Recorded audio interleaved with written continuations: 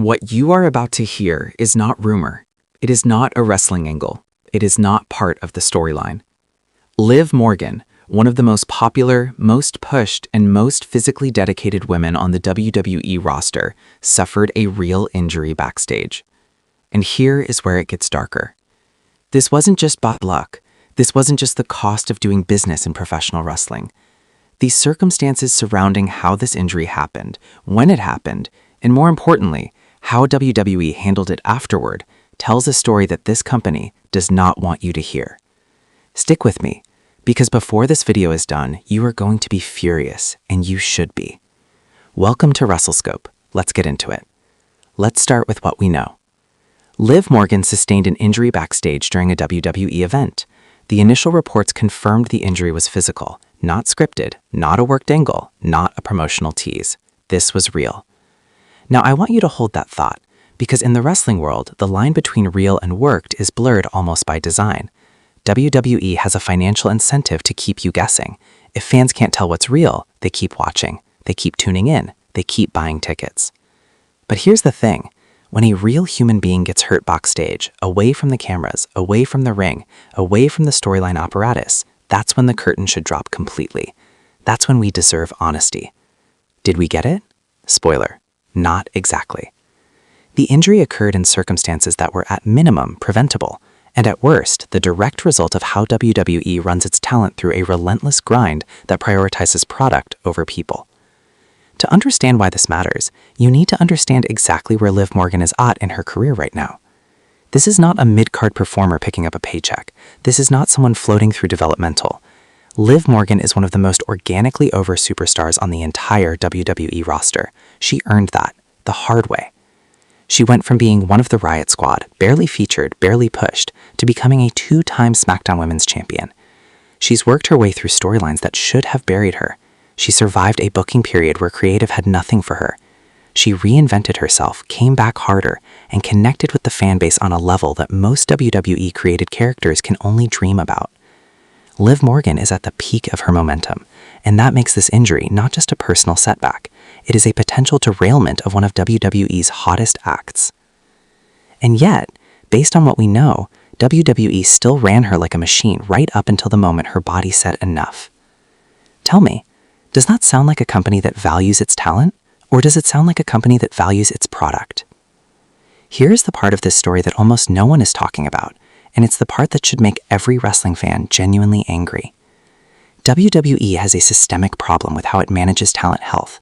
We have seen this before. We have seen it with superstars working through torn muscles, fractured bones, concussions, because the schedule demands it, because creative won't adjust, because the show must go on. The question I want to raise is this. Was Liv Morgan being overworked in the lead-up to this injury? Think about her schedule. Liv Morgan has been one of the most frequently featured women on WWE television for an extended stretch. Live events, television tapings, media appearances, social obligations.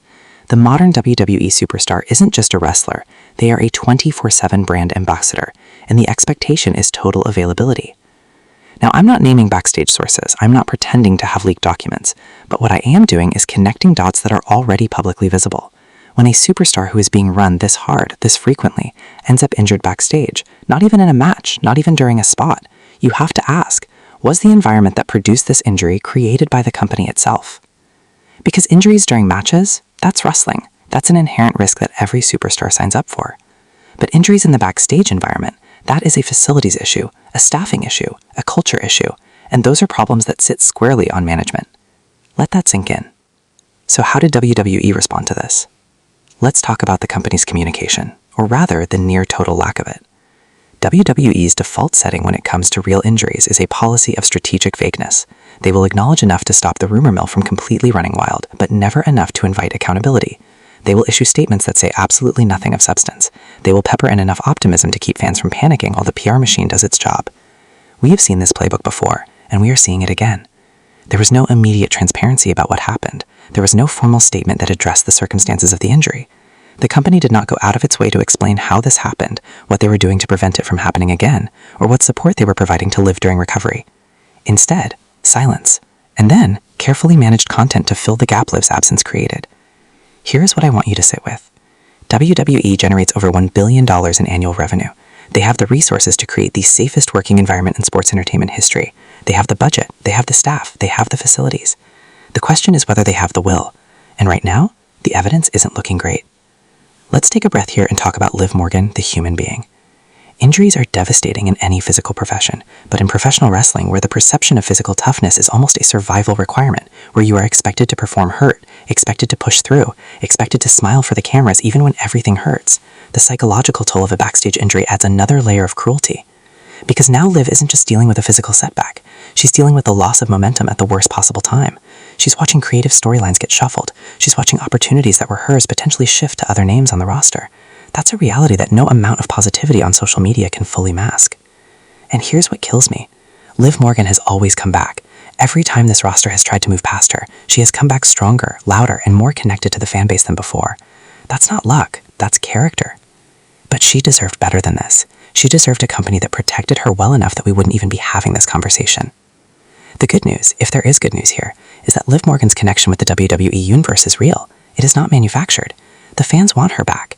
And when she comes back, and she will, the reaction she receives will be a testament to what she has built, entirely on her own terms. Here is the takeaway from everything we've discussed today. Liv Morgan's backstage injury is not just a news story, it is a window into how WWE treats its talent, how it manages its obligations to the people who pour everything into making the product great, and how it communicates, or fails to communicate, with the fans who make all of it possible. The sports entertainment history cannot keep celebrating the athleticism of their performers while simultaneously creating the conditions that destroy them. You cannot have it both ways. You cannot sell us the beauty of the art and hide the ugliness of the machine that produces it. Liv Morgan deserves better. Every superstar on that roster deserves better. And as fans, we have to be willing to say that out loud, not just in comment sections, not just on X or Reddit, but consistently, loudly, and without apology. The company hears the money. Make sure your voice sounds like money. All right, WrestleScope Nation, you've heard everything. Now I want to hear from you. Do you think WWE was responsible for the conditions that led to Liv Morgan's injury? Or do you think this is just the unavoidable cost of life in professional wrestling? Drop your thoughts in the comments right now. I am reading every single one of them and I will be responding. And here's the question I want you to answer specifically. If Liv Morgan comes back and WWE doesn't acknowledge how this happened, do you think she should speak out publicly? Yes or no? Comment below. If this video got you thinking, if it made you feel something, hit that like button. It takes 2 seconds and it tells the algorithm that this kind of content matters. It helps this channel reach more fans who deserve to hear the full story, not just the version WWE wants them to see. And if you are not yet subscribed to WrestleScope, what are you doing? Smash that subscribe button and hit the bell so you never miss another breakdown like this one. We do not do sus here. We do not do rumors for clicks. We do the work, we tell the truth, and we hold the biggest company in sports entertainment accountable. That's what WrestleScope is. That's what we will always be. Until next time, stay sharp, stay passionate, and never stop asking me questions that matter. This has been WrestleScope. See you in the next one.